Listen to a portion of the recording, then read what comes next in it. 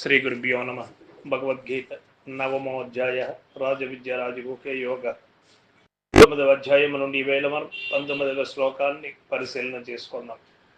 తపామ్యహమహం వర్షం నిగ్రహ్ణామ్యస్త్రుజామి చ అమృతం చైవ మృత్యచ్చ సదసచ్చాకమర్జున.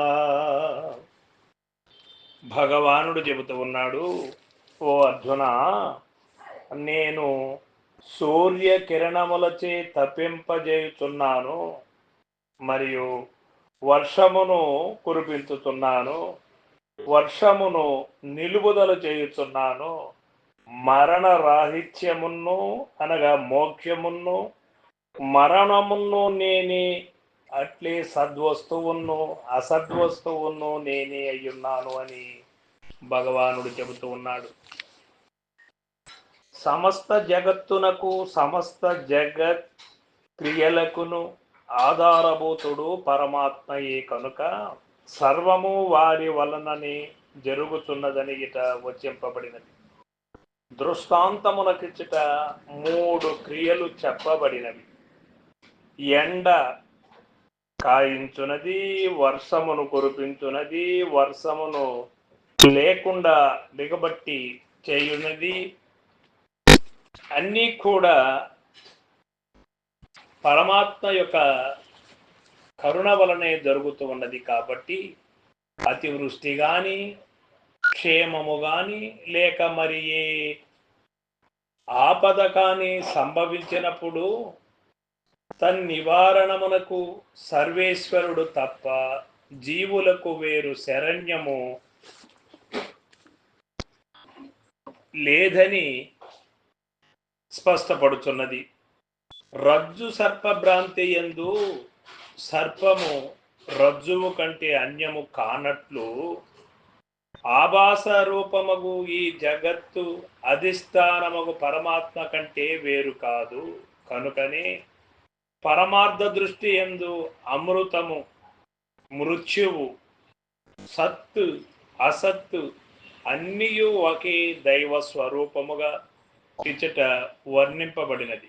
వాస్తవముగా భగవానుడు సద్వస్తువే కాని అసద్వస్తువు కాదు, అమృత స్వరూపుడే కాని మృత్యు రూపుడు కాడని గ్రహించున్నది.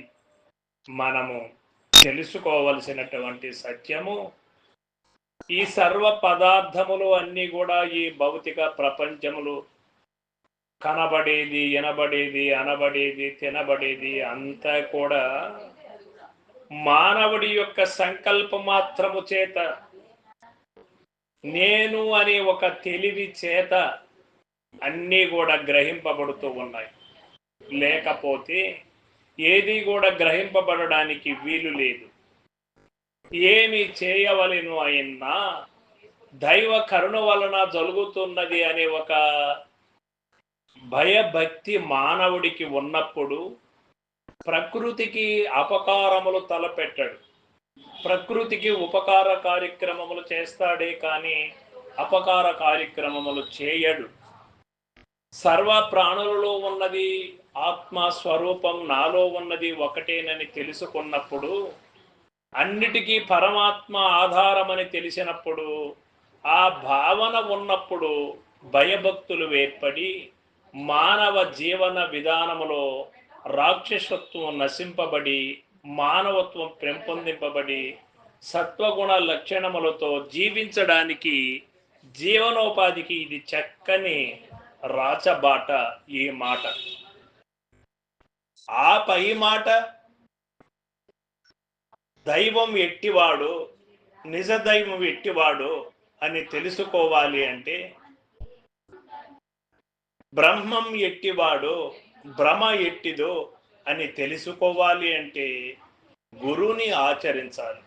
సద్గురుమూర్తి కరుణ వలన ఉన్నది ఉన్నట్టు తెలియబడుతుంది, లేనిది లేనట్టు తెలియబడుతుంది. ఇది మానవ జీవన ఉపాధికి సక్రమైనటువంటి రాచబాటగా మనకి ఇక్కడ తెలియబడుతూ ఉన్నది.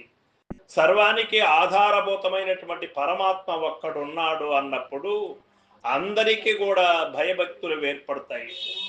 అపకారం చేస్తే మన యొక్క సంసారానికి అనగా మన కుటుంబ పరివార్యమునకు కష్టములు వస్తాయని, శిక్షించేవాడు భగవంతుడు ఒక్కడున్నాడు అని ఇక్కడ మనకు తెలియజేశాడు భగవంతుడు.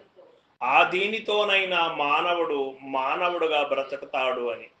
మొట్టమొదట మానవుడు మానవుడుగా బ్రతికే విధానము కావాలి. మానవుడు మాధవుడుగా పరిణితి చెందేది తదుపరి మాట.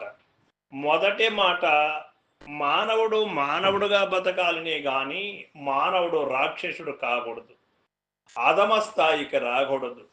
ఉన్న స్థాయి నుండి ఉన్నత స్థాయికి ఎదగడానికి ఇవన్నీ కూడా బాగా దోహదపడతాయి గీతలో ఉన్నటువంటి మార్గములు. సర్వం సద్గురు పాదార్పణమస్తు. జై గురుదేవ.